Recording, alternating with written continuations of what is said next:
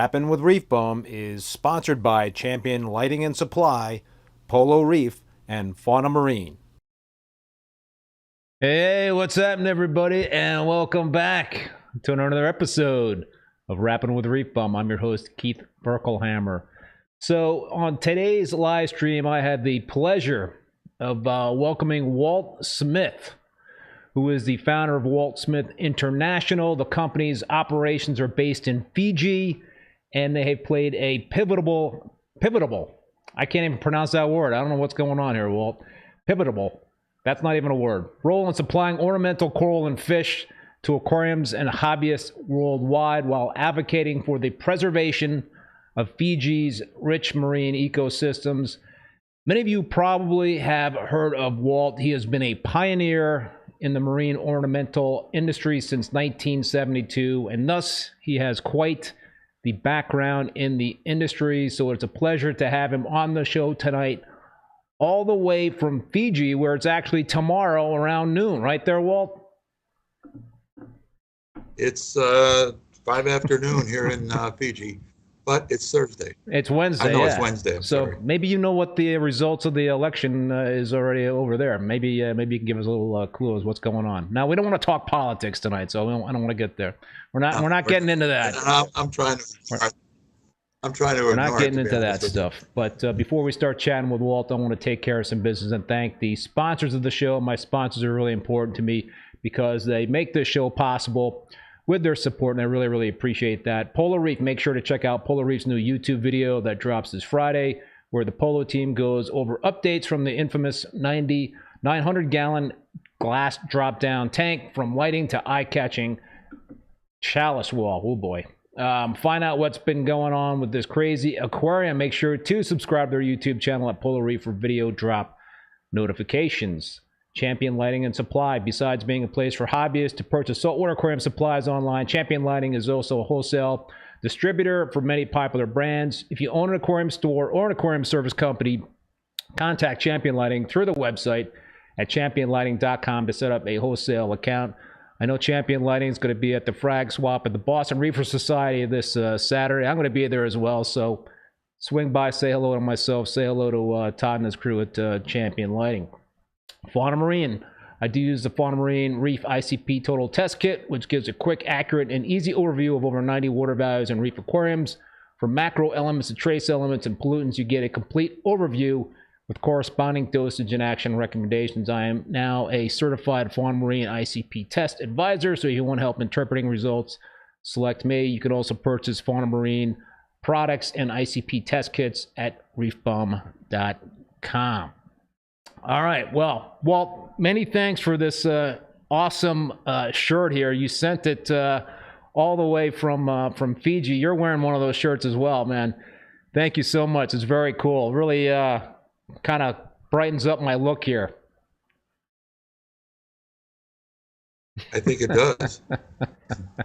So, Walt, I mean, I mentioned in the intro that you really are a pioneer in the hobby. Maybe some folks don't know your story. Can you just kind of give us a brief rundown? I know it could probably take a long time for you to go through your journey in terms of this reef keeping and the aquarium industry. But can you just kind of give us a top line overview of your journey? Well, one year I did a talk at MACNA, and I had been talking at MACNA for many years, and they asked me to, how about this time? Let's hear about your story. Where'd you come from? How did you start? And how did you get to where you are today? That was MACNA. I don't know, about 8 or 10 years ago. And so to get the complete story, you can look that up. It's called Walt Smith Following the Sun. But for your audience here, I would like to just make it as brief. Make 52 years as brief as possible. Like you said, I started in 1972 as a hobbyist in Chicago while I was at the University of Illinois studying architecture. My one 10-gallon freshwater tank with neons and frogfish that was at the end of my drawing board was really something I felt pretty special about. And every time I went to the fish store, you got to remember that saltwater was just beginning to come into the industry. I mean, it was only a couple of years old. I think the first imports were 1968, and now we're talking about 1970. I tangs and long-nosed butterflies and says, how do I get one of those? And so eventually that wound up with having 7 tanks in my living room. And Chicago was nowhere near the ocean. So I wound up, moving to California because I thought I could swim around the coral reef and look at these fish for real.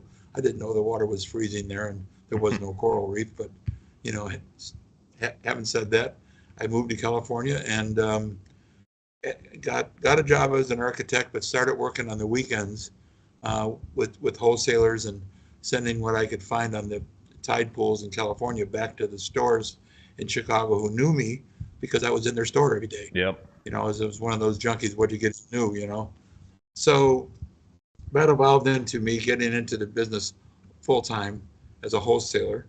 And I stayed in California for 16 years supplying the stores around the country with fish that I would handpick from other wholesalers that were already established and running. It's kind of a cherry pick service, and the stores loved it. But I got an opportunity in 1989 to move to Tonga. I was getting fish directly in from Tonga, and the fish were beautiful. There was only one problem: they were all dead, and it's obvious that the guy really didn't know how to export. So I went down there to help him and show him how to ship fish so they would get to me alive. And while I was there, he said, what we really need is a working partner. So I turned to my wife and said, we're moving to Tonga. And that's how it started. Wow. For me in the South Pacific, and my wife and a baby of 6 months old, and her older sister was only 2 years old. So we moved to Tonga with 2 infants and started the business in 1989. It was the first station out of Tonga. While I was swimming around looking at the fish, I kind of noticed that there was things like yellow leathers and, these beautiful corals. And I said, we can export these because wet dry filters were just coming online and people are now able to keep coral alive in their fish tanks. Before that, you would just buy cured white bleached coral and use it for decoration. So that's pretty much, I watched that whole evolvement, and we basically started shipping. I believe we're the first shippers out of anywhere shipping live coral into the U.S. market. Indonesia soon followed because a lot of my customers would talk to their Indonesia customers, can you do this too? And so it started the whole thing rolling. And we stayed in Tonga until, for 7 years, until 1995, late in 95, 96, we moved to Fiji on the invitation of the Fiji government. They came over there in a workshop with the fisheries department.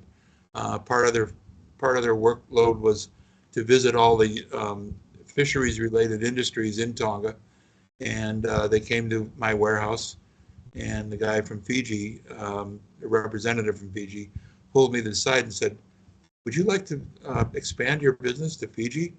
And I said, well, I don't know. Let me go over and have a look.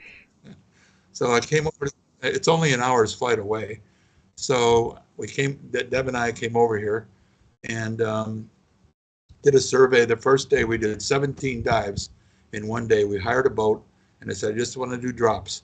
Just drop me here, drop me there, and I'll point where I want to go.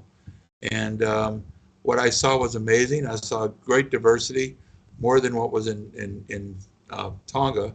But the big thing is, in Tonga, our export could only happen once a week, and at the get somewhere between 10 and 20 boxes out on a shipment, because it was a small plane, and that's all we had to work with. But in Fiji, we had a 747 that flew every day of the week directly to Los Angeles. So within the first couple of weeks in Fiji, after, of course, we made the decision to move here. We kept our Tonga station alive until 2010, but we couldn't keep it going anymore without me being there. So we closed it down. But when we came to Fiji, we slowly, within the first few months, built our export up to 400 boxes. That's a considerable difference, and made an impact on the industry. And, a lot of that was live rock. And that's how we started the business in Fiji. That helped us fund moving into fish and moving into corals. And then we've been. I was gonna ask you about the Tonga. I mean, I remember the Tonga live rock was just incredible. How was the? I don't recall the Fiji live rock. Was it just as good? It was better, and it got the nickname of Fiji Premium, which we made a trade name out of it. Fiji Premium was the go-to for rock. Like we were shipping sometimes up to 40,000 kilos a week.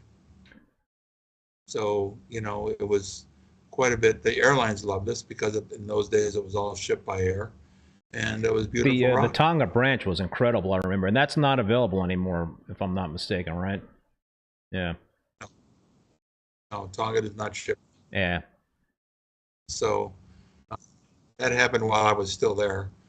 They shut the rock down, and I can understand why, because suddenly, I was the only operator. Suddenly, almost overnight, there were 5 more operators, and they were just out there shoveling in the industry. They were just trying to copy what I was doing and didn't really know much about it. So sustainability, the Tonga government decided, they were watching these boatloads come in, to shore with, piled mountain high with rock, and they go, we have to do something about this. So they did shut it down. It's never opened up again since. Great Bearded Reef Paul, who's the president of Boston Reef Society and also a moderator on this live stream, said, met Walt at MACNA 16 in Boston. Vinny from Vin's Fins, I have a lot of Tonga and Fiji rock from Walt in my system today. Bought it in the late 90s. Wow. Yeah. Boston was our first MACNA where we gave the Fiji trip away. I don't know if you remember the Fiji trip, but Deb and I used to donate a trip for 2 people to Fiji every year at MACNA, and it was part of their raffle. And it helped support MACNA selling 20,000 raffle tickets. I had one guy come up to me once and say, I'm going to win the trip to Fiji. I said, how are you going to do that? He says, I just bought 750 tickets. I said, good luck. Well, I wonder if that strategy paid off or not. I don't know, man. Vinny also says, Walt is a legend in the reef hobby. Sturgis Reef, thank you so much for that super chat. Thanks for the weekly YouTube streams, Keith. Appreciate that, man. John Wright has a question for you here, Walt. Keith, what are the main things that Walt has learned in terms of shipping corals successfully from the beginning? Shipping corals, any tricks that you picked up along the way or techniques? Mostly it boils down to common sense. Corals need, enough water to survive. They don't particularly need the oxygen in the bag as much as they like fish do. But enough room so they don't bang or break themselves in a tight bag. And also distance. I monitor my customers very carefully. When we get a new customer, I say, where are you? And they go, well, Siberia, Russia. I go, well, it's going to take 4 days to get to you, so we can't ship you. I usually have a window of about 48 hours max. But the good thing is our main market is LAX, and we have a direct flight, so the flight is 11 hours, and we don't have a problem with things getting there alive at all. It's pretty easy, but it's all about careful packing, trained personnel. Make sure that you teach your packers, how to do it right and how to pack it in a box so the corals don't crush each other or die, and make sure you put good corals in the bag to begin with. Check their health before you ship them. That's the most important key element. We did have trouble with a few corals in the beginning. Yellow leather out of Tonga was the biggest problem I remember. It took me a long time to solve. We just couldn't get it. One shipment would be good and one shipment would be terrible. And we started thinking about things like tracking the full moon, all kinds of weird things just to, find out what was going on with the yellow leather. And we finally worked it out. And now it's one of our best shippers. So you learn as you go. I mean, you got to remember when you use the word pioneer, we were the first ones doing this. We didn't have anybody else to learn from. Yeah. No, that had to be a tough thing. So it was a lot of probably trial and error. Did you guys now use activated carbon when you're shipping corals? Is that part of the protocol? Yes. Okay. Yes, we do. Yeah. We learned that, I don't know, 20 years ago. Yeah, no, I've heard that some people do it and some people don't in terms of activated carbon. I've heard that most successfully ship with oxygen, but I don't know in terms of transshipping, in terms of whether or not that's the norm or not. Well, I deal with several transshippers, and we do pack differently because we know that it's not going to just dead end, at the destination. It's going to, the box is going to be picked up and taken to another flight. So we call that long distance, and we do compensate by, slightly larger bags, a bigger pack.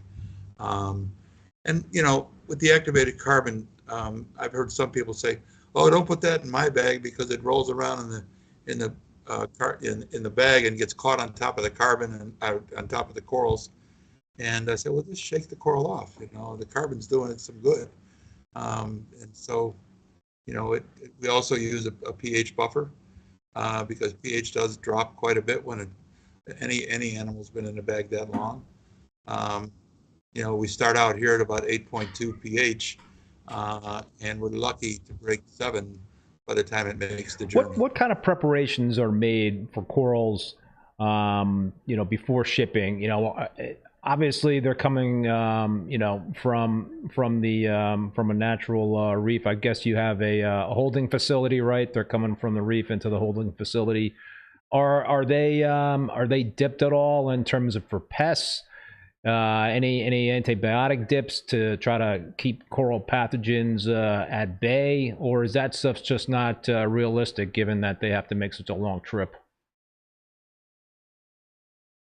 No, well, number one, we don't dip, but what we do is we make sure every base has been cleaned. We have a saw that a lot of the aquaculturists use, to saw their little frags and stuff, which we use to, cut off most of the bottom. We make sure there's no sponges. I had some people out there might remember Chris Ternay, who now works at Worldwide Coral. Worked I had him on as a guest, actually, he had a while ago. System. Okay, well, he had a system where he would smell the coral. And I said, "What are you doing?" He said, "I'm smelling the coral for any," and I learned to do it too. But I just pulled a really big order last night for a guy who's getting a shipment today, and that's the first thing you do is you check the base, make sure there's no unwanted things on there. There's hardly what you would call hitchhikers, like people like to talk about live rock having hitchhikers. You won't see that on the coral, except for the Aquapora. It does have Aquapora crabs in it. That was actually studied here in Fiji, and one scientist got her PhD studying our Aquapora crabs. But it's just a matter of keeping the coral as clean as possible. We invest heavily in lighting and chillers. We make sure that all the tanks and rows are chilled properly. We keep our we find that to be an ideal temperature to keep the corals at while we're holding them. They like cooler water. I know a lot of home hobbyists like to keep it in the 80s. I've always promoted 78, and I see the corals really flourish and do well in that. But when you're mixing it with fish and other things, you got to have some kind of a medium. But it's just a matter of watching the health of the coral that you're shipping. Rejects do happen in our system; they don't get shipped. Lighting wise, LEDs, is that the norm in the holding facility? Say that for again. Lighting in the holding facility, LEDs, is that what you guys are using? We use a combination. For all the hard corals, we use LEDs. We actually own about 300, 120 watt fixtures over our main coral rows, and then where we have the soft corals and things like zoanthids and things that don't need heavy lighting, we use T5s, which is a real narrow fluorescent, and the T5 has 3 colors in it: red, white, blue. Todd from Champion Lighting and Supply is wondering, once to get back to that issue you were having with the yellow leathers. He's just curious, what was the trick with the yellow leathers? Was it that they were actually rubbing up against the bag? Was that the problem? That was one of the problems. We now ship them all on styrofoam floating upside down. The other problem was in collection itself. The divers would put too many in the buckets, and we didn't know it, that it was going to go bad, because it takes a couple days for the effects of that. And a lot of times we would ship the coral before we actually saw what was going on, and the customer would report back to us, well, it has black edges or whatever. Once it has the black edges, it's on the way out. Really hard to, you can clip that off, but very rarely are you able to save it. Gotcha. Another shipping question from Rich Colombo. Keith, does he add a pH buffer to the bag? If so, what is the pH when it ships out? So I think you said 8.2. Walt, is that the pH in the bag when it ships out? 8.2 is our system. Yeah, 8.2 is what we keep our systems at. We use pH buffer not in the bag, but in the shipping water, which is pretty much the same thing. We have special vats that we prepare just for shipping water. We also the temperature of the shipping water down quite a bit. The fish do very well in that. It kind of tranquilizes them a little bit, so their metabolism isn't so high, and they're not spinning around in the bag, for 11 hours. But the pH that we bring the shipping water up to is around 8.6, 8.4 to 8.6, and that gives us a head start because we know it's going to decline as it's being shipped. All right, we've got a lot of random questions coming in here from the viewers, so I'm kind of jumping around here, Walt. I mean, I have some questions that we definitely want to cover some stuff. Obviously, we want to cover the Fiji, the ban, and now that it's open and all that sort of thing, and a whole host of other things that I want to talk to you about. But we'll get to a couple more viewer questions here. John Wright is asking, ReefBum, how does Walt think about being able to export corals in 10 years' time with so many reefs dying? What's going on in Fiji in terms of bleaching and the efforts for restoration, which actually probably ties into one of the things we want to talk about, which is aid. Right. Yeah. Give me just 1 second. I have to. Yeah, folks, you can. I have an air conditioner over my head, and it was just blasting down my throat. Yeah. That's actually a pretty good question, something pretty close to my heart. It's very easy to say, why are you shipping coral when the reefs are dying? Well, there's a couple of responses to that that comes from different angles. One of it is I don't know if you can see this stack of reports, behind me. Those are all written on our industry that proves the sustainability. In some of those reports, the scientists have concluded that the coral that we export, number one, is pretty much new, fairly new settlement, because we don't export anything big because we don't have bags big enough to ship it in, and it ships poorly. Yep. So we concentrate on the smaller pieces. But the estimate is that we ship 0.001% of any coral that's on the reef to begin with. That is so minuscule that to consider it threatening the environment or being unsustainable is just ridiculous. Anybody that's been on the reef can see how much is there. The scientists that follow us around on the reef, and there's an NDF study being conducted right now as we speak, which takes about 6 months to do. It'll be finished in February, and the NDF is what they call a non-detriment finding, which the scientists swim around with our divers, they observe what we do, and then they give their scientific report based on what we do, and prove that we're non-detrimental to the environment. That finding is an essential part of the CITES permits. Without a non-detriment finding, we cannot issue a CITES permit. The non-detriment findings are only good for about 4 years, so it has to continually be redone. And a CITES, you cannot ship a live coral or any endangered species, without a CITES permit. For those of you who don't know what CITES stands for, it stands for the Convention of International Trade in Endangered Species, and it's an organization that runs out of Geneva, Switzerland, and 168 countries are signed on as signatory. In other words, anything considered an endangered species must be accompanied for export with a CITES permit, which is issued to us by the Ministry of Environment here in Fiji, who are the control the CITES permits. So that's one answer. The other answer is, I don't know how many people know this, but we were the first ones in 1998 to plant coral on a farm. And that's another story how that evolved. But we plant about 60,000 corals a year. It's not a hard task to do. It takes a team of just a couple of people. We can plant easily between 1,200 and 2,000 corals a week. And that's just a couple of days work because we have a system and we've worked it out, and we have our system in the ocean. We have currently 9 active farm sites here in Fiji, and we're just adding another one as we speak to a new village. And these farm sites have an average between 10 and 20 what we call racks, and each rack can hold 450 corals.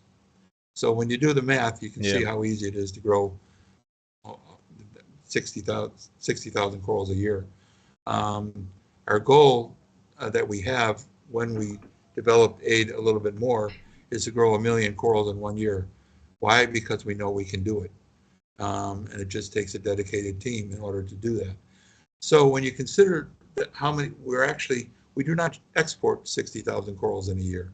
So we're actually planting more than we export. But the big excellent thing to notice about that is every one of those corals that we plant eventually is going to be of the mature age to spawn. Now, how many corals each spawn, how many spawns each coral is responsible for is hard to count. It could be anywhere from 100 to 1,000 new babies come from each new coral that we've planted. So when you consider the fact that we've been doing this since 1998, 27 years or whatever that is, and every year those corals spawn and have babies, the number must be somewhere in the trillions of how many corals have grown based on our efforts just to plant corals on racks. When the coral gets a little bigger on the rack, to the size where we see it's mature, we then plant it directly on the reef that the racks are nearby. And we can do this because we've developed a special plug that we grow the corals on that has a stem. So the stem holds the coral that we're growing on the rack. And then once it's ready to be transplanted to the reef, the stem now becomes an automatic planting system where we can find any hole or nook or cranny and screw the coral right into the reef. And you can see all of this being done on our site, our nonprofit organization called AID. Let me go ahead. Go ahead. I grabbed the video from your website, so I was going to play it, but finish your thought. Well, I was going to say that video on the website shows us actually planting corals on the reef, and it gives you a good example of the racks themselves that we use. So maybe your video would be well tuned in. All right. Let me run that video. I think it's only like a 45-second video. Let me mute us, and then I'll play that video. Hang on.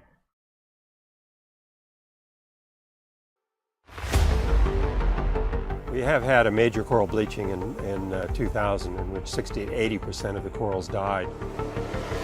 Coral reefs around the world are really in peril right now. I think that's acknowledged by every coral reef scientist, all of us who have been around for decades. We need more corals, we need more coral farms, we need more coral restoration to help restore our coral reefs. The AID project is one good example where we have the knowledge and experience, many years of experience with culturing and raising corals and repopulating reefs.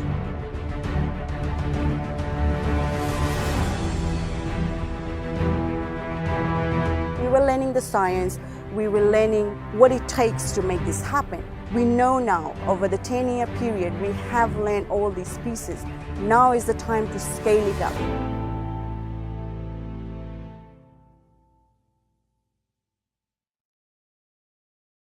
Amazing looking corals. I love the staghorns, the formosas. I mean, there's just some gorgeous stuff that you guys are farming in the ocean.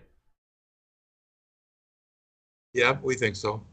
And it's, you know, it's a lot of fun. That's why I got in the hobby in the first place. You know, I love ocean life. I love what happens under the sea. It's a mystical place. And I love being able to share that living world with other people. So in terms of bleaching events, have there been more of them, you know, larger events? What's going on in Fiji, you know, near your facility? Well, our first bleaching event in Fiji was in the year 2000. And I got a call from my friend Bruce Carlson from, you know, up in Hawaii. And Bruce called and said, Walt, do you know there's a bleaching event going on right now in Fiji? And I said, yeah, I've heard about it. Our divers are coming back, you know, talking about, you know, some of the corals turning white. And I had heard for 2 years earlier about the bleaching event that happened in the Indian Ocean. I think that was the world's first. And he said, well, you know, you have a place for me to sleep? I want to get down there. He says, it's very rare that a scientist can walk into a forest fire while it's burning. And I want to do some studies and record some data. I said, come on down. He was down, I think, within 2 days. And we set him up. We gave him one of our boats and went out with our teams. And they took him to where they knew some of the coral was bleaching now. And what he did is he set quadrants up and did a measurement and came back the next year and counted. But an interesting thing is when there is a bleaching event, and I have a weird way to explain it, but I'll get to that in a minute. But when there is a bleaching event, one reef can turn completely white, and a reef a couple hundred meters away will be untouched. And you're talking about the same, you know, temperature of water and everything. And so what I tell people sometimes is it's aliens. You know, they're up there with a laser gun just pointing down at certain reefs and zapping them, because there's no other way to explain this. You know, I look at, you know, when I get out there myself and look at the reefs, I go, wow, this whole area is white, and just over here it's completely, you know, luxuriant, and there's no damage. So, you know, and then again, bleaching can take over a large area as well, but it doesn't take over the entire area, and there will be spots of survival. So our first one was 2000, a couple of years, and then we went by for a couple of years and we didn't really have anything noticeable. In 2000, it wiped out most of the area in the other side of the island, which is, you know, our island is that we're based on is pretty big. It's bigger than the big island of Hawaii. For me to drive from here to the capital city, which is only halfway around the island, it's about a 4.5-hour drive, to give you some idea how big it is. So over there, they lost 80% of their reef. But over here in the west is where we are. It was just spotty here and there. Then about 4 to 6 years later, I forget which, we had it. It came visited us, and we had a major event. And the Suva side was already recovering from the bleaching event it had, and the reefs were coming back. So that was the reason why Bruce wanted to set the quadrants, because he wanted to watch what was going on. And he came down. Eventually, he came down every couple of years. One year he came down several years after he planted the quadrants, and we checked the GPS, and we're looking, and he says, this has got to be the spot, but I can't find my poles. I wonder if somebody stole the rebar, because they would do that here. We kept looking, and finally we found one of the poles that was completely covered in table coral. And so the coral had grown around it. And a lot of people don't know that, how quickly coral grows. I guess they're learning that now, growing it in their homes and whatever, but in the ocean, it grows incredibly fast. So that's another reason why the reefs have any of your farm corals been subject to the bleaching events, or have they been unscathed? No, yes, definitely they have. Not 100%, but there are certain years where we've lost entire racks, you know, to the bleaching event. But excuse me, it was no big deal to, you know, plant them again and fill them up, and it didn't take long, and they were flourishing again. Our bleaching season is just about to begin. It usually begins, you know, well, the water starts warming up, let's put it that way, around November. And you got to remember, we're on the other side of the equator, so your winter is our summer. So you know, you really don't start seeing bleaching until sometime after February. Then you really see the water getting to its point.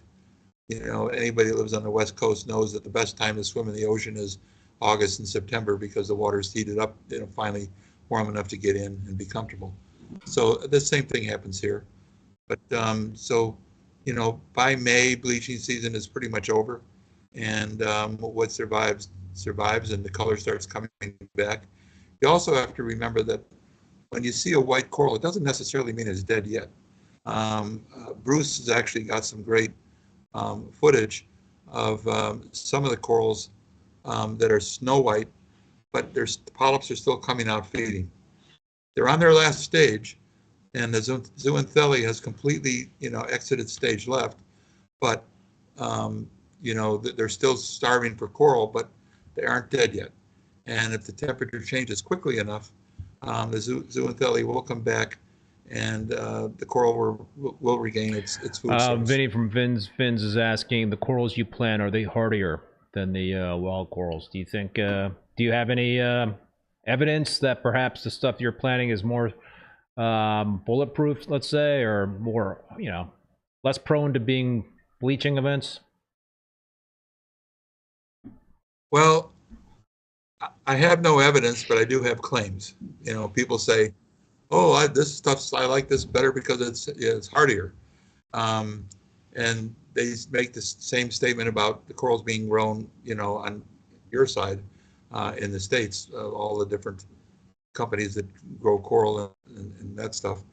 I like to think that when you frag a coral and take it from a mother colony, you're already putting it through a lot of stress. So the ones that survive through that, and then, you know, live on the racks, for so many months before we plant them on the reef, have got a pretty good head start on their stability. But what also happens on the racks is we get to see which ones survive and which ones don't. It's not a 100% survival picture.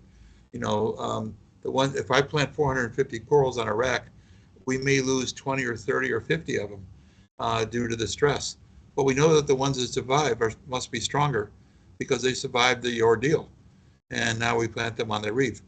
So what we like to think, there's no scientific evidence of this yet, but we're getting there. And we are working with one scientist here in Fiji now, that the corals that we plant on the reef have already survived several stress factors. And now when these corals, what some people are in the coral farming industry are calling super corals, these corals have survived enough to where when you plant them on the reef and they produce spawn, those spawn have the genes to survive, you know, a lot of stress. I like to think that's true. It certainly is a good scenario. So we'll leave it at that. Sturgis Reef was asking that question, essentially what you just talked about there, Walt. And John Wrights made a comment that Jamie Craggs is trying to acclimate corals to higher temperatures. I guess he's doing some work to get corals to be able to survive the higher temperatures. Yeah, there's go ahead. Jamie called a couple months back and we talked about that very thing.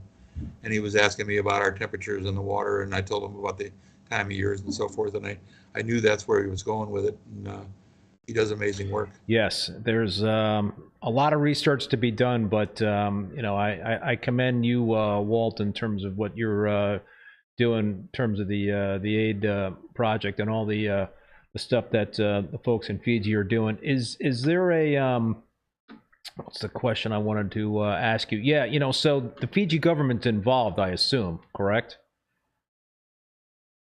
And, yeah, well, I guess that's the question, right? You know, whether, you know, so I guess my questions are, you know, what's the role of the Fiji government and the villages, right? The villages have to be involved, I assume.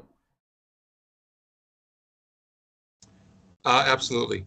Well, you want me to start from sure almost 7 years ago? We're talking the ban here. We're talking the ban, right? And the lifting of the ban, the fight. And on December 27th, 2 days after Christmas, in 2017, a friend of mine called and said, "You need to look at Facebook."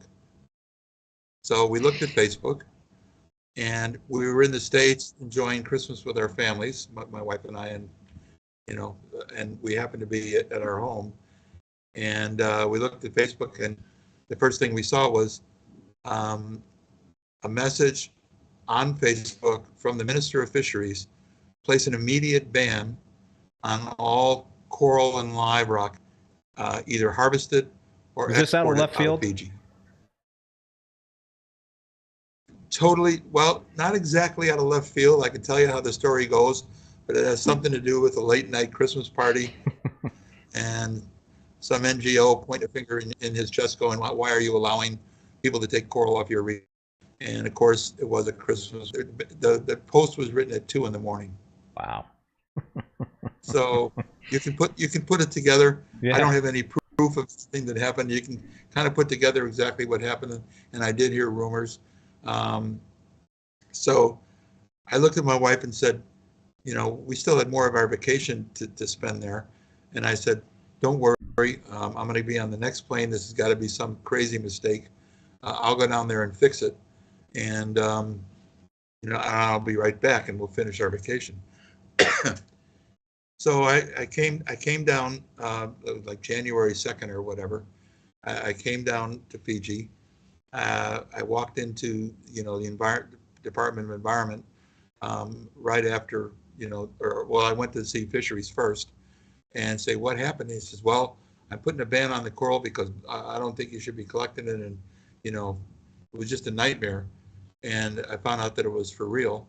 So then I went to Department of Environment to talk about getting CITES permits because, well, to back up a second, me coming right back, you know, to the States did not happen. I was there, you know, well through the next year and a half, trying to get our shipment turned back on. My wife stayed there because what eventually 85% of our business was shut down, you know, and there was no hope of it coming back for any time soon. So what we needed to do first was sell our house, just to keep the business alive and survive through this period that we thought was a short period. And we'll get this on because we kept getting promises from government. It's going to next month or very soon, Mrs. Smith, don't worry. We're sorting out the paperwork now, and it'll all be corrected. Well, that turned into 6.5 years. So, needless to say, I didn't leave Fiji for quite a while, and we worked through, you know, the Department of Environment, through the Department of Fisheries, and in March of 2018, 2.5 months later after the ban, we got Fisheries to lift the ban. So I immediately went to the Department of Environment, who writes the CITES permits, and said, "I need some CITES permits. I have to do an export. The ban has been lifted." And the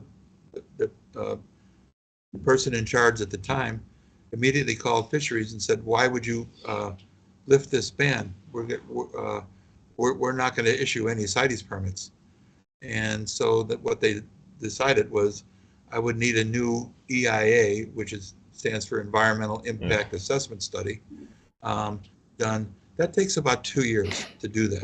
That didn't sound like a short process. It's about, no, it's, and the study itself is 180 pages long, and it covers everything. You know, we went through that ordeal, and it turns out that, you know, I can talk about this government because it's the old government that got voted out last year or 2 years ago. And they put it into effect that when the EIA came in, it was completely positive to our industry, 100%, they rejected it. Said we had to get a new one. So they were a stall tactic, which I guess was coming from above. And I met one of the person in charge of how all this happens, person in government, about 6 years in, just before the election, and our election here in Fiji, and he looked at me and said, you know, I met with him and he said, answer me this. He said, I have a lot of critics and this is an election year. Why would I let some big white guy come down here and take out all our coral? You know, I will never let you operate. And that was the end of that. So the election happened, they lost, new government came in, we were able to appeal to a new set of ears. They saw immediately the revenue that had been lost to Fiji. You know, you got to remember at that time we employed 160 people in our industry, and we were shipping 30 countries. We were bringing in, we were one of the fishery's largest, you know, exporters, creating revenue. So that went down immediately at the time of the ban back in 2017, from 160 people to 40 people overnight. So over 100 people lost their job, and the country lost about $10 million a year in revenue. So we finally fixed the problem the right way. We got this another EIA approved. We went through the NDF, and we're going through another one now. But we got the approval in September, but it took it also had to get a law change, because during the 6 years they changed the law to say that coral is illegal to export. So then they had to go to cabinet and parliament and get the law changed, and that took time. So even though everything got approved in September, we made our first shipment at the end of January the next year. So it took that long. So we haven't quite been shipping a year yet. It's been a great experience watching the smiles come back to my workers. We've hired a lot more people now, and our divers are extremely happy. They're one of the highest paid people in Fiji because they get paid by the piece. And it's been a lot of fun turning the coral system back on. It was dark. You know, 3/4 of our warehouse was dark for 6.5 years. So it was depressing. And I can imagine. So you were exporting fish, correct? And rock as well, not coral. No rock. No rock. Cultured rock. Cultured rock, but very little of it. Right, because that is not covered by CITES. It's a man-made product. It doesn't come from the ocean. So we shipped a bit of that. But what we, you know, when I say 85% of our business at the time of the ban, we were shipping very little fish. Fish was a minor part. Suddenly it became our only part. So Deb and I both dug in, and we contacted all the customers we could think of, and you know, we built up our fish business to where in the beginning we were only shipping 10 or 11 boxes a week, to where we brought it up to on some weeks we were shipping up to 100 boxes of fish only.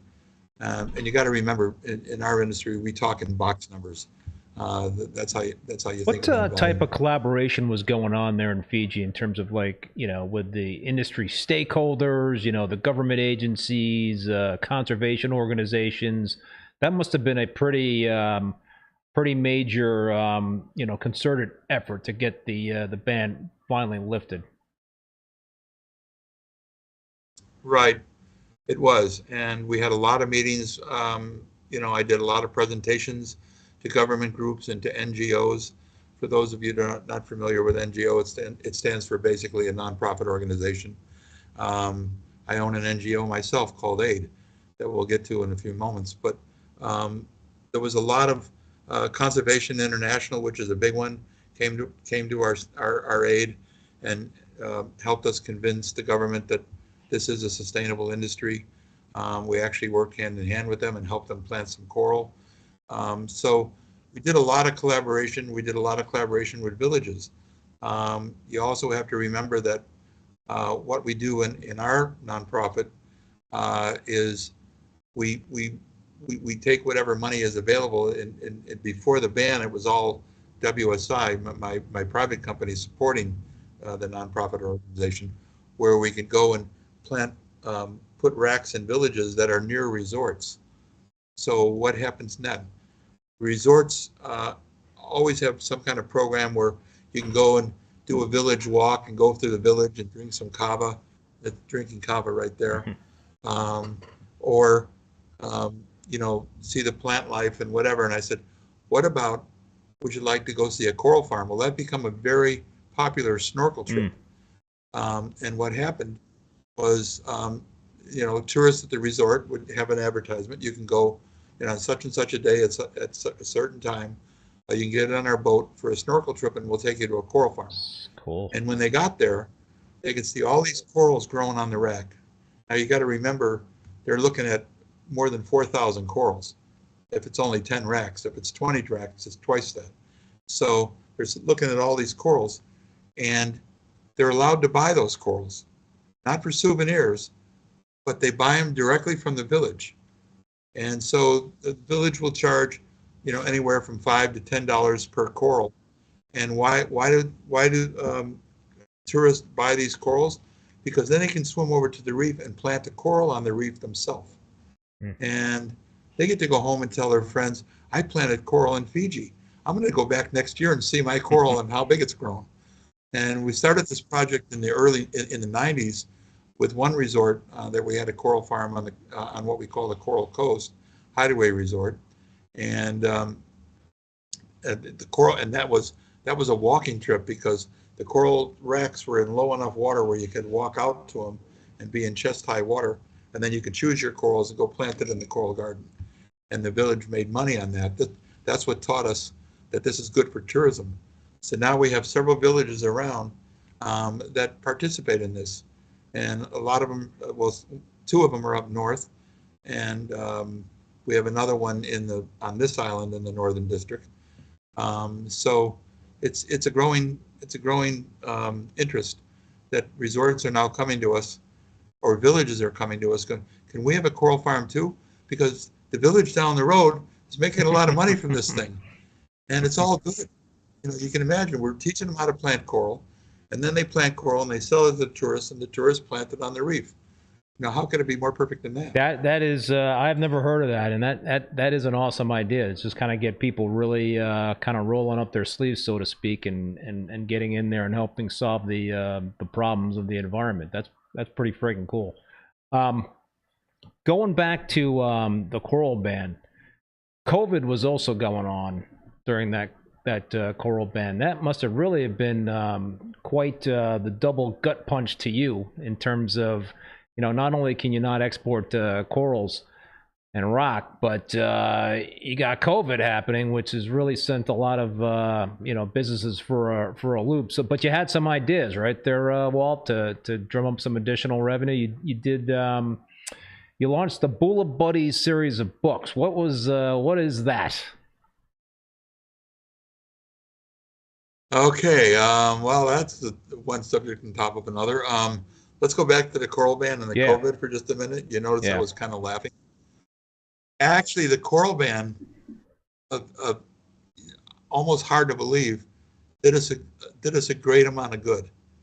And I mean, not the coral ban, the COVID did us a great amount of good, because what happened during COVID is, you know, our 2 biggest competitors, I think we're the 3rd largest country that exports marine ornamental products, but our 2 biggest competitors, and I mean by far our biggest competitors, are the Philippines and Indonesia. And well, of course, there's Australia, but we'll talk about those 2 countries. That's where a major percentage of the fish come from in the industry. Well, in those countries, They operate in a way that the main facility is in the Philippines, either Manila or Cebu, and it's nowhere near the reef. They have to bring their fish in by local planes and local transport, from the collectors that are doing it out in the thousands of islands that they own. Same thing happens in Indonesia. You're talking about either Bali or Jakarta, and the collectors send their fish in to the main exporters that are in the big cities. Well, during COVID, that wasn't happening. The local planes weren't flying. They weren't allowed to travel between villages, and there was no fish in the industry. But Fiji Airways came to us and said, "How would you like it if we had one cargo plane a week?" All the planes were shut down, no passengers, all the tourist resorts were 100% empty. The only people in the resorts were the security guards, making sure that it didn't get ripped off. And we had a cargo plane, and we were able to collect fish. So we had a special dispensation. Even in Fiji, we couldn't travel, between villages and so forth. But we had a special dispensation because, look, we're not going to the village. We're going out in the middle of the ocean, and there ain't nobody else out there. So we're safe. So we had the minister of medical health, and also the local minister in our area gave us special dispensation to use our boats to go out and not land on another island, but just stay in the ocean and come back. So we did that. So we had people calling us from everywhere looking for fish because we're the only people that had them. So we had a heyday there for a little while until COVID, weakened down and the Philippines opened up and Indonesia opened up. So that's why I was laughing. It was kind of funny. And we look at it back and scratch our heads. Why did that happen? Of all things, COVID did us some good, but it didn't do the world any good. So, let's look at that. And then you mentioned the Bula Buddy books. Well, Bula Buddy books actually started long before that. Back in the late 90s, or early 2000s, it was. I woke up one night in a cold sweat, and I told Deb, I got to write a story about little blue people saving the ocean. And she looked at me and said, "What?" And I said, I'm kind of got a creative edge anyway. So I said, "Yeah, I gotta do this story because I got a great idea about, and these little underwater superheroes that are planting coral on the reef and learning how to save the reef because something's going on." You got to remember this was just after bleaching events had started taking hold and so forth. So it was a big topic at that time. So I wrote book one, and then sometime later came book two. Well, just after that, we had started AID also. And so what we decided to do through the sales of the books is to help AID, with some of the sales. The book now has a coloring book, it has puzzles, and it has book one and book two, and it's a continuing story. So we don't sell the book too much in the US right now. We haven't really created a market for it, but one of these days I'm going to walk into Target and say, "Hey, you guys need this." But as we grow the line and it has more items, we're just adding 2 more puzzles, and the retail stores around Fiji have finally noticed it, and the 2 major stores have picked it up. So they want all the products. So we have the coloring books and book one and book two, and all 3 puzzles coming from, where they're being printed right now. So that's meant to help AID. Let's see what happens when it gets here and how it sells. So talk to us about another business you started to help generate more revenue. The shirts, Blue Ocean Designs by Walt. Right. Well, that did come out of the band, and we just weren't making it. I mean, the company was, Deb and I kept pouring all of our personal funds just to keep the company alive and the people paid and the doors open. And we realized, well, I need some other kind of income while we're waiting for the ban to be lifted.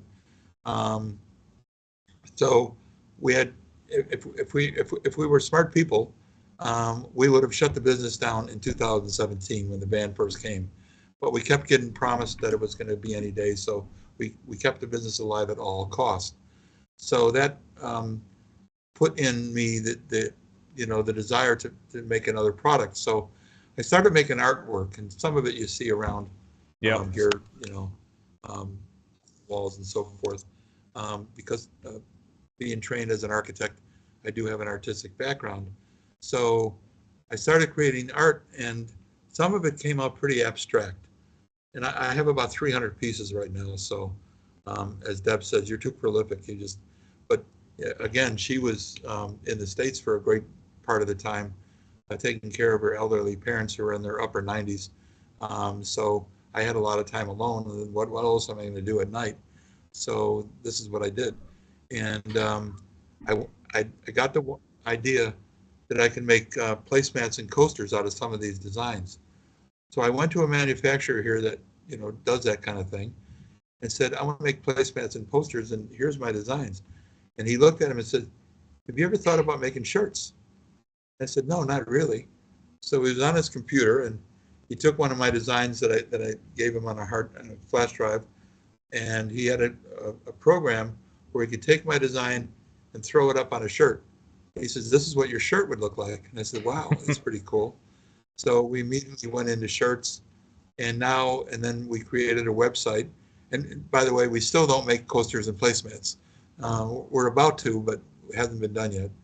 But I created a website called bodfiji.com, which stands for Blue Ocean Designs, and got the company and trademark registered in the US and registered in Fiji. So it's registered in both countries, and started selling shirts, and it's doing really well here in Fiji. And we're just, it's only online for the States, and we're not really exposed there yet. I'm going to do something about that very soon, get a media guy that knows how to reach social media. That's something I'm not an expert on. So hopefully we'll get more known in the States. But there's a lot of people in our industry have these shirts. I can mention some names if you know them. I know Mark Levinson is wearing your shirts. Mark has one. Tulio has one. Yep.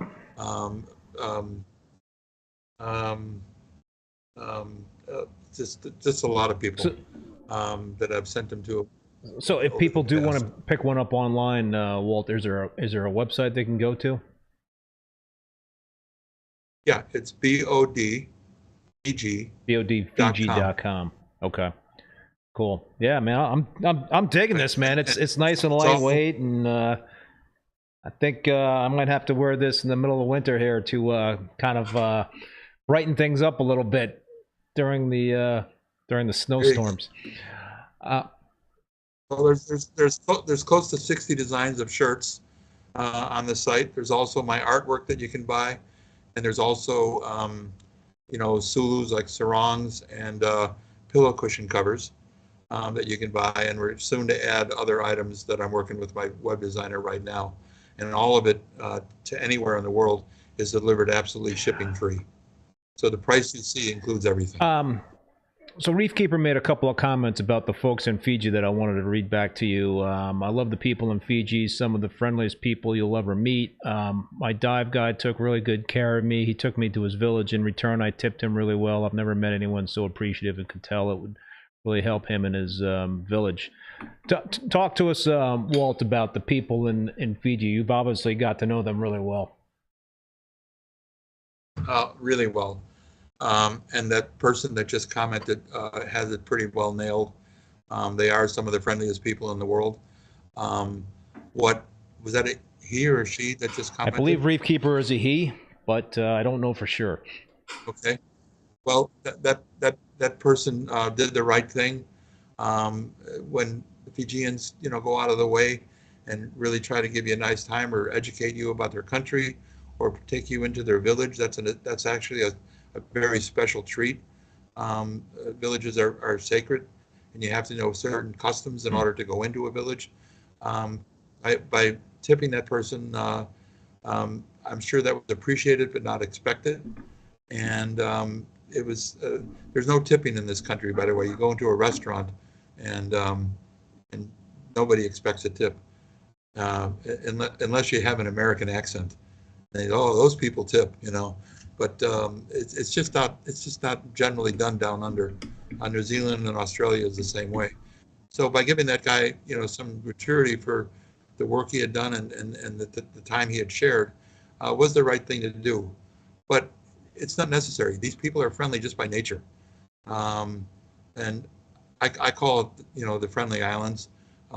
It's unless you're talking to a minister who don't like you, you know, it is. He did have the right experience. Everything is bula, bula, bula, bula. Bula means 100 different things. Most of it is hello, and it's a greetings, and it even becomes a thank you, but it's a cheerful way to greet somebody. Really cool. So I do that even when I come back in the States. My first comment to somebody is, "Oh, bula." Then I remember where I am. Yeah, you start your emails, a couple of your emails to me with bula, Keith, and I was like, oh, okay, that sounds like a very friendly greeting. I don't know exactly what it means, but sounds great. Oh, John Wright had a question. ReefBum, how does Walt think about the future in reefing as a hobby and the coral reefs? Well, that's an interesting question, and I'm going to try to answer it without being negative in any way, because I don't mean to be. But I do see the hobby changing quite a bit. And I've watched it change. I'm probably responsible for a lot of it.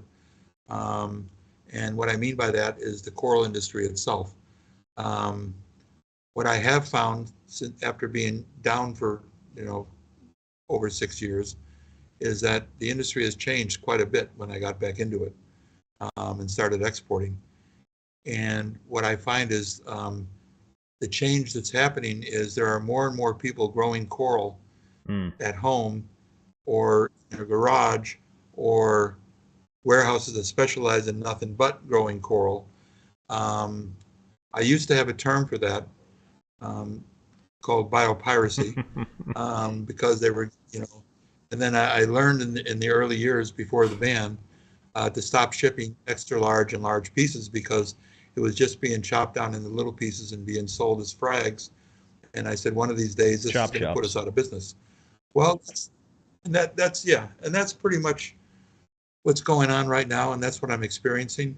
So when you say how is the hobby changing, that's one way that it's changing is that they're no longer supporting, you know, the locals who started this whole business for them in the beginning, the people from Tonga, the people from Fiji, the people from Indonesia. They're growing it at home, and our industry as exporters is shrinking considerably because of that. However, how it's changed in other ways is in education. We have learned an immense amount about coral and the way it grows and how it grows and what it's what it's responsive to. I read a lot of emails, and I'm on a list called Corals List. I also read comments online about people talking about the coral and where's the right place to put it, and all of that kind of thing. There's Polo Reef out there that is really sharing a lot of information, about how coral grows. And I just saw something the other day, or I think it was this morning even, about one of his I think it was Tibestria, growing. He likes a certain type. He had a turquoise one that I had never even heard of before. So I think people are learning more and more with regard to keeping that much coral in their home. So when I go back to a day when you can only keep fish alive in an aquarium with an underground filter and a fluorescent light, and look at what's happening today, we've advanced eons. I mean, we're in the space age now compared to where we started. I think that's a good thing because it makes people also, ambassadors to the coral reef. Because I say many times that anybody that's going to spend this much time and this much effort and learn so much about the corals and the fish in their aquariums has got a deep, passionate love for the coral reef itself. And how could they not? So they're going to share that love, with other people. Where the mistake comes in is, well, if you love the coral reef so much, why are you harvesting off of it?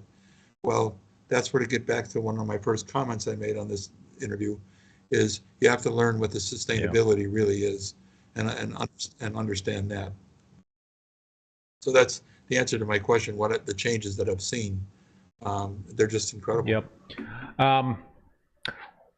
All right, you mentioned a couple of times Fiji yellow leather corals. That was like one of my favorite corals back when I first got in the hobby, and then it was such a bummer when we didn't really see them for a while.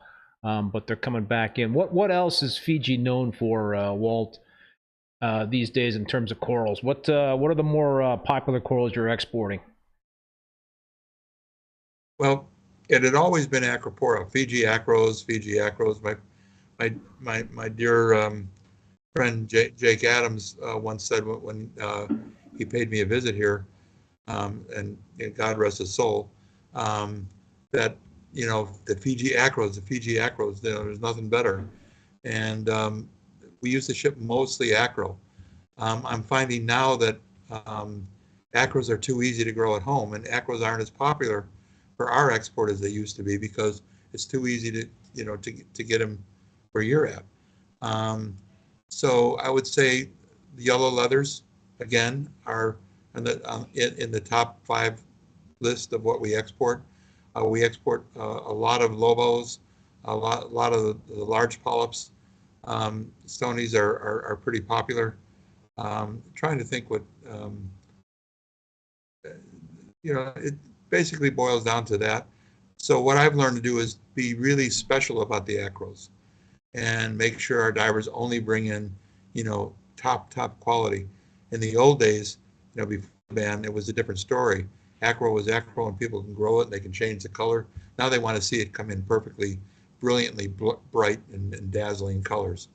So that's what we concentrate on. Yeah, there's always like some certain craze in the hobby, that people are like, there's the tenuous craze, and then there's the bounce mushroom craze and that sort of thing. So it's kind of seems that these things go in waves in terms of the popularity of these corals, but also the prices go like skyrocketing high. What's your whole thought on the name game and the cost of corals these days?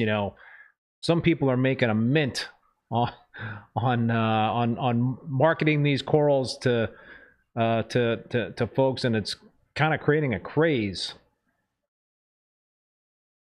Well, the name game is one thing that kind of brings a smile to my face. I don't know if you know the backstory on that, but there was a point in time, and I mentioned his name before, Chris Tournier. There was a point in time where before he came to Fiji, he worked for me in the U.S. In a company that he convinced me to invest in and give him a job in it. Was a company called we talked. I used to order from Reefer Madness. I love that place. Well, I secretly own that, because I didn't really think it would be right for all my wholesalers to know that I had an online company. So I refused to go in, have anything to do with. Chris ran the whole company, and he started up making these crazy Superman names and whatever, strawberry shortcakes. So it was all Chris's fault? And I thought it was humorous. Yeah, whatever. He would come up with the craziest names, and I said, first of all, he didn't want to work for a company called Reefer Madness, and I said, Chris, he's woke. How can I do that? I've never smoked in my life. And I said, Chris, don't worry. What do we call ourselves? Reefers. Okay, Reefer Madness. Think about it that way. I thought it was the genius. other way with the movie. And I said, people will remember that name for one reason. That movie, that crazy movie. But it brings it home to us because we are the reefers of the world today. So, and he started making up all those crazy names. Now I see it all the time and I just get a chuckle. I don't even know what half these corals are people are calling these names. They don't relate to the No. species of coral at all. I bought some funny. incredible colonies from Reefer Madness. There was the oh man, like the solid purple. What? Oh, they're hard to find these days. These corals, these acropora. I can't. It's just escaping me in terms of the type of coral. But I also bought some really sick blue teardrop, big blue teardrop clams that you just hardly ever see these days. And yeah, that was like the first WYSIWYG online store that I can recall. Right. We have never exported or harvested a clam in Fiji. But when I did have clams, I was bringing them in back in the days when that was allowed to do. Now biosecurity doesn't allow us to bring in, sea life from other countries, alive sea life. But I was bringing them in from my Tonga station. And also I had a small station in the Cook Islands where we dealt with clams only. And believe it or not, they were maximas that were growing on the pearl farms. And I went to the Cook Islands on a vacation one year, and met a pearl farmer and he says, we got all these ropes because they grow pearls on long ropes hanging from rafts. And he says, and these clams settle on them, and it weighs the racks down. So all we do is cut them off with a knife. I said, well, what do you do with the clams? He said, oh, they just hit the bottom, go to the sand and die. And we get rid of them that way. I says, well, how about if I bought them from you? Well, I'll pay you money for those clams. So that kind of started a little deal that we or two doing that. And that's where you're talking about would come from. The teardrop was a maxima, right? Yes. Yeah. Because we also imported some croceas back in the days when they were bringing crocea out of Vietnam. So clams came from different sources, but clam never ever came from Fiji. We were not allowed to harvest. Rich Colombo reminded me, purple humulus is what I was trying to recall in terms of the purple acros. I remember Reefer Madness had a lot of those, right. and I scored a couple of them, and one actually came in bright purple and stayed bright purple, which I thought was amazing. Because usually a lot of times a wild imported colony might not hold its color. Yeah, humulus is famous for that, not holding its color. Yeah. But you mentioned Tinius a few minutes ago, and just recently there was a paper written by a scientist friend of mine here called Victor Benito, and he's strictly a reef scientist. He doesn't do anything else. And he operates an NGO or a nonprofit here where people can come and visit him and plant corals. But he wrote, and he's extremely knowledgeable on corals, and he he got a document that Tinius only comes from Fiji because the species has now been classified as a separate species, and it's only found in Fiji. And we export it along with our other corals when we find that there's certain areas that just have gardens of it, but we don't get to that area very often. It's a very, very beautiful Tinius that just comes from here, nowhere else in the world. So I think they're going to have to start renaming what they name Tinius out of other countries, because it has been documented that it's strictly a species, Fiji only species. Wow, that's pretty cool. One question for you, going back to clams. So I mentioned I got these clams from Reefer Madness, big clams, and I had great luck keeping these things alive for years. And it seems like these days it is a lot tougher to keep clams, especially Maxima clams, alive. Any theories on that? Is it due to the way they're shipped, collected, or is there just some sort of disease going on that wasn't happening years ago? A lot of what you just said. The first thing I'll mention is the way they're collected. Unless you're really experienced on how to remove a clam from the wild, you're going to kill it. It has a meniscus at the bottom, which is a muscle that holds the clam to the reef itself. And usually they burrow a hole as they grow, so that the clam can stay stable. And now at the time you want to collect the clam for the aquarium hobby, it's probably around 3 inches or bigger. And at that point, it's pretty well stabilized into the reef.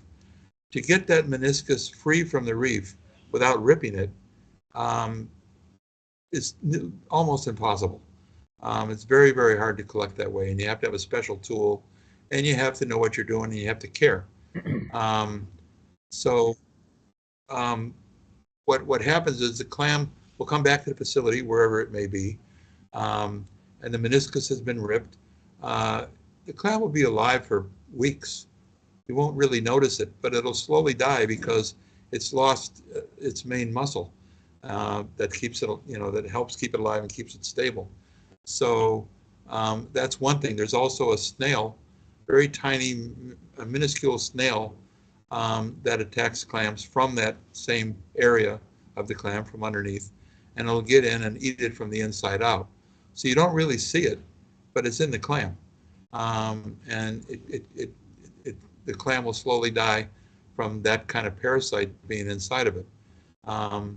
And the shipping is another thing. Some people say, oh, you can ship clams dry and it's no problem. You don't have to worry about all the shipping costs, with all that weight and water and everything.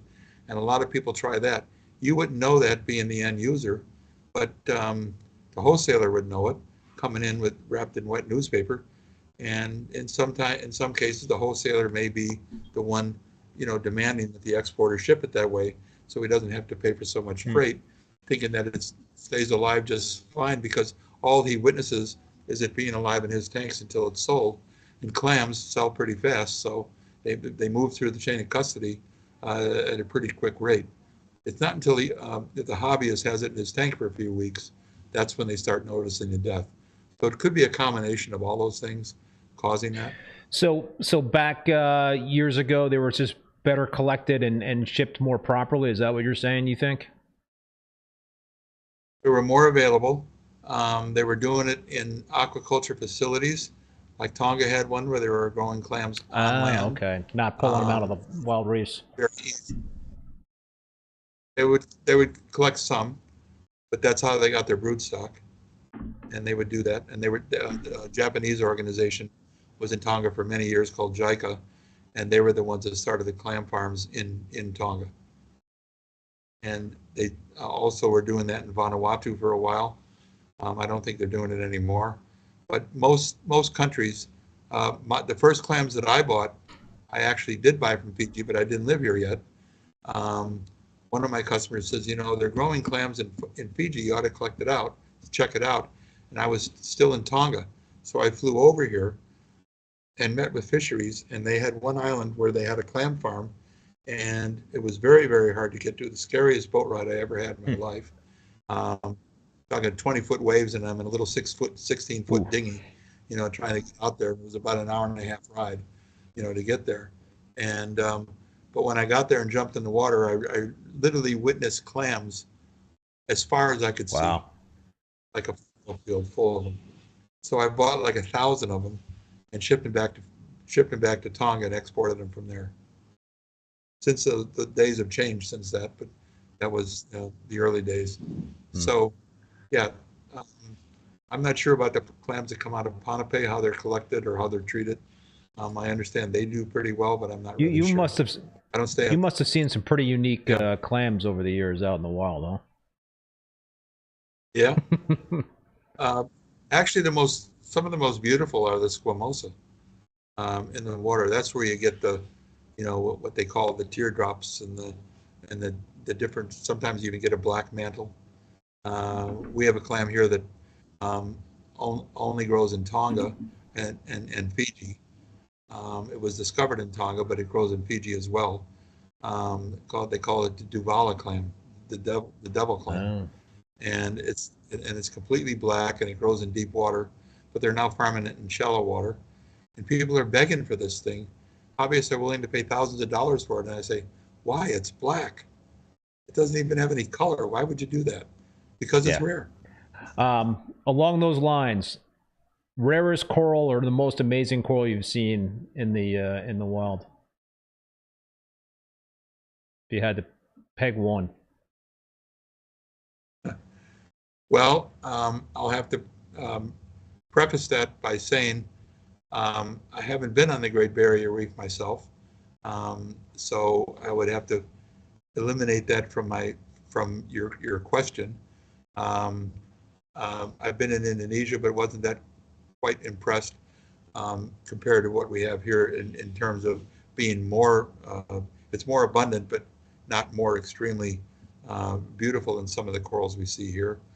And I've been through almost all the South Pacific countries and looked at coral reefs, and also in Thailand and places like that. And I'm going to have to say Fiji because I got more experience. You know, I used to spend 5 to 6 days a week in the water, 5 hours a day in Tonga when I first started as a collector myself back in Tonga in 1989. And I saw a lot of amazing things during those many hours. But still, Fiji is, it's got the third largest barrier reef in the world, Great Sea Reef. But we've got 380 islands, and every one of them has a coral reef. And there's coral reef everywhere. It's the largest coral reef in the South Pacific when you take in terms of total mass. Wow. If you had to pick one coral that just was the most amazing coral you've ever seen, what would that one coral be? That changes week to week. That's a good, that's a good answer there, Walt. What about fish? Any fish that? It depends on what my divers bring in. My divers bring in some amazing stuff. That, like yesterday, they brought in 3 pieces of this amazing that I've never seen before. I held it up and said, "What kind of coral is that?" And it was big, branching, clumpy fingers, but it was pink flowering pavona. Pink flowering what? Pavona, pink flowering pavona. But when I looked at it, when I finally looked at it a couple hours in the water and it had come out, in my tanks, I go, wow, it was solidly covered with this pink velvet, of flowers. And I said, oh, so that's what that is. I've never seen it that shape before. So things happen daily that surprise me. That's what's so cool about where I am. My divers are bringing in, I got 9 divers, bringing in different stuff. And sometimes they surprise the heck out of me. That's a pretty cool thing. And fish, anything really stand out to you in terms of fish you've seen over the years? Well, I can tell you what our most popular fish are for the market. But, I've had favorite fish from the years before I even was in this industry. And one of them is the regal angel. It does really well here in Fiji. They all live, they all eat straight away. They're not caught, of course, that in Fiji we don't use any kind of stimulant or drugs to catch our fish. So they're very healthy, regals.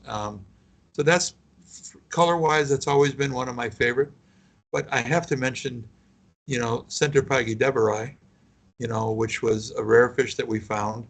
And I'll tell you an interesting story about this that the hobbyists listeners probably don't know. My good friend Bruce Carlson was on this reef in the northern part of this island, Viti Levu, and on this one reef, and he saw a wrasse that he thought was rare, interesting, and so he caught a couple of these wrasses, and he brought them back, to Hawaii, and had them looked at, and discovered that it was a new species, and decided to name it after his wife. His wife's name is Marge, and the name of the wrasse is Cirrolevus margeri. So that was a pretty cool story. And while he was down there, he filmed these other 2 fish swimming around that he thought were Centropagi nox. Well, our divers were on that same reef, many years later, and they brought a couple of these back to the warehouse, and immediately I thought, oh, maybe that's a Centropagi nox or a cross between a Bispinosus, a coral beauty, and I said, but I think it's a different fish. So I sent it to the university in Taiwan to have them, Jack Randall was inaccessible at the time, and that's who, helped classify Bruce with his fish. So I sent it to Taiwan, and they came back a couple months later and said, "You have any more of those?" And I said, "Yeah, our divers said they can collect a lot of them." He says, "Well, prove to me you can get more than, prove to me this is not a morph." So I sent them another dozen. I had a customer in Taiwan, so I sent them to him, and they went and collected them from him. And they came back to me and they said, "Mr. Smith, you indeed have a new species of angel, and we're going to be naming it Centropyge fijianensis." And I said, "Well, wait a minute, doesn't the person that discovers the fish get to name it?" And they said, "Oh, we would be honored, if you would name the fish."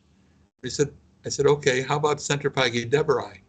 What my wife being named Deborah, it made sense to me. And they said, "That's a great name." So now this day there's a fish officially named Centropyge deborah. The interesting part is, and Bruce called me right away, says, "Damn it, Walt." He says, "I have video of a pair of those fish mating, and I thought it was a new species, but I wasn't sure, so I didn't collect it." And he sent me the video, and it's available. If you contact Bruce, you can get a copy of that video. But the interesting thing about it is there are now 2 fish that only come from one reef in the whole world, and they're both named after 2 good friends' wife name. And it's the only place. And are they abundant? You go down there and they hit you in the mask. There's so many of them. And when Deb first saw the fish, she got ecstatic. She goes, "That's my fish. That's the first time I've seen it in the wild." Blah blah blah. And it's just a very small area of Fiji that they exist in. Wow, that's really a cool story, Walt. Really, pretty amazing there. That's you guys are very lucky to be where you're at and to work on those reefs and collect all those just incredible animals. So really appreciate you being a guest on the show. Anything else that we didn't talk about that you wanted to mention? I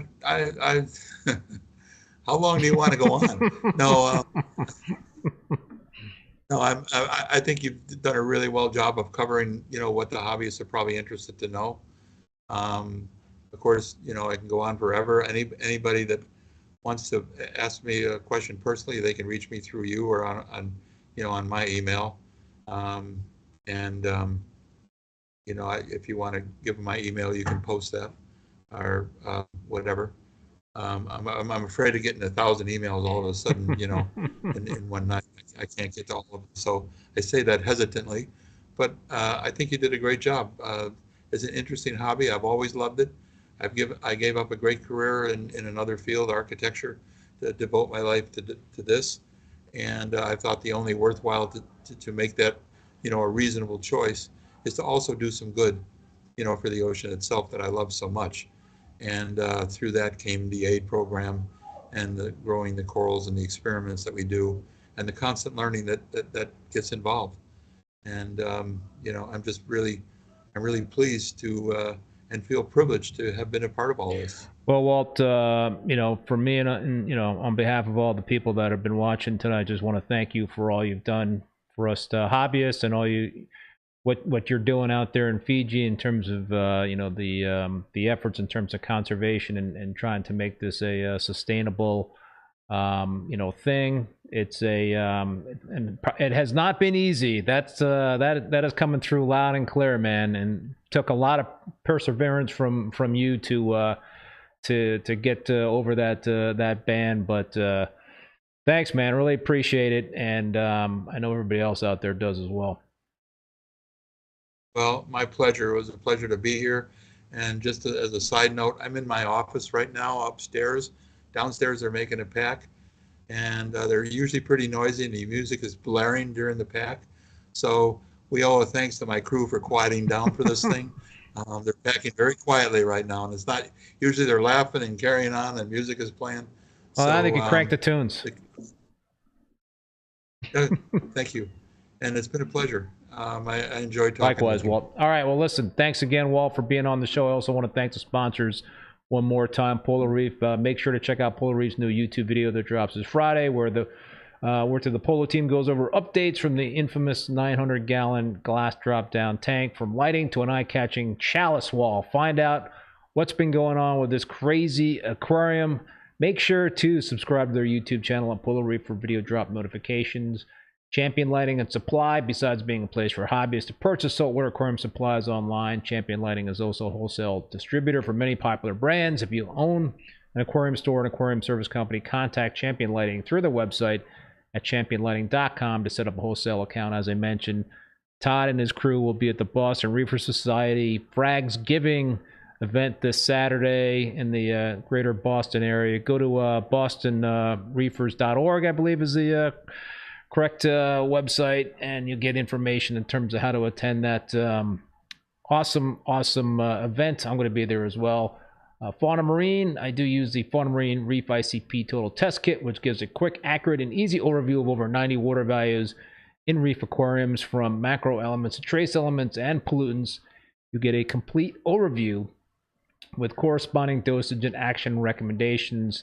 If you want to select me as your Fauna Marin ICP test advisor, I can help you out interpreting those results. You could also pick up Fauna Marin products at reefbum.com. A big thank you to Paul, who I mentioned before is also the moderator and the president of the Boston Reefer Society. Please join and support your local reefing clubs.